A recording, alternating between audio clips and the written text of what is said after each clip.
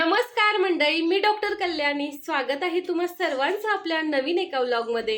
तर मंडळी, झालेली आहे सुंदर अशा नवीन दिवसाची सुरुवात. सकाळी उठून मी हॉस्पिटलला गेले होते.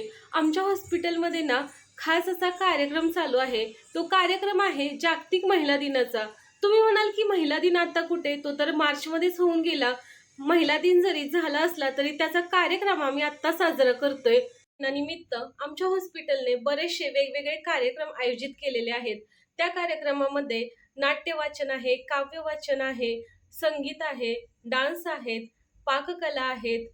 आपल्या ज्या काही कला असतील, चित्रकला, रांगोळी, बाकी कुठल्या आर्ट, तर त्या सगळ्या कलांचं प्रदर्शन हॉस्पिटलने आयोजित केलेलं आहे. तर त्यातला प्रत्येक कार्यक्रम हा वेगवेगळ्या दिवशी होतो. आज आमच्या हॉस्पिटलमध्ये पाककलेचा कार्यक्रम होता.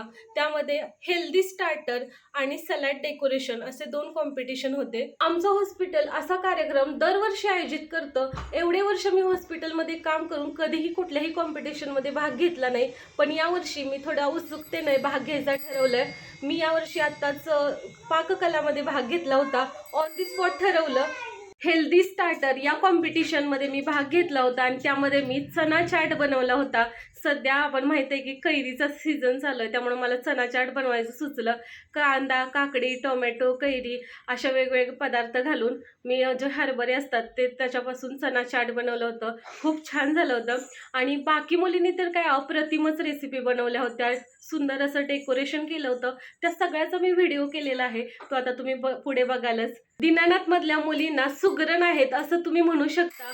हा व्हिडिओ ना तुम्हाला नक्कीच आवडेल. आणि यापैकी ना कोणती रेसिपी तुम्हाला खूप जास्त आवडली हे कमेंट बॉक्समध्ये नक्की सांगा. आणि आता हा व्हिडिओ बघा.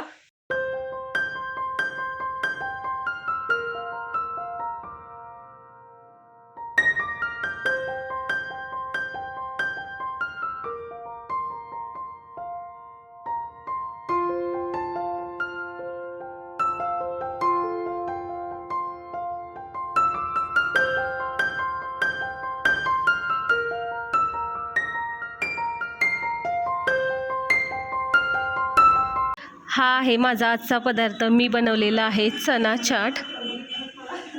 या ठिकाणी मी चना चाटची माहिती लिहिलेली आहे.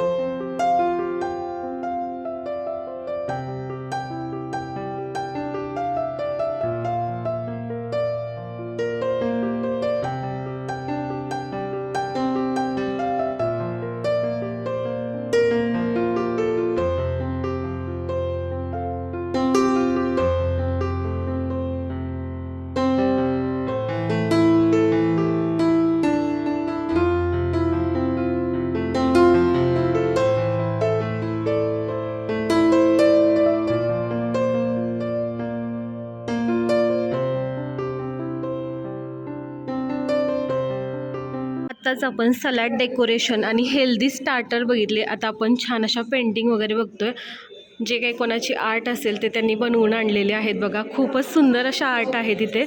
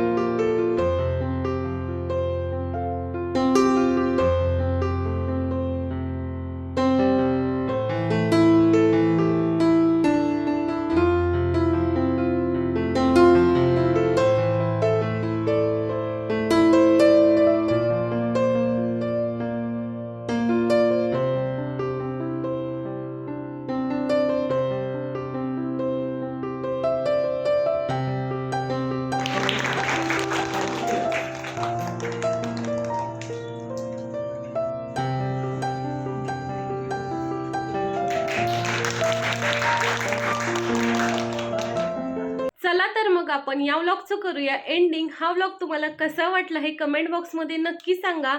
आणि तुम्हाला कोणती रेसिपी आवडली हे देखील सांगायला अजिबात विसरू नका. सुंदर सुंदर कला तुम्ही बघितल्या, छान छान रेसिपी, डेकोरेशन सगळं काही मस्त झालेलं होतं. तर हा व्लॉग कसा झाला हे नक्की सांगा. Bye bye.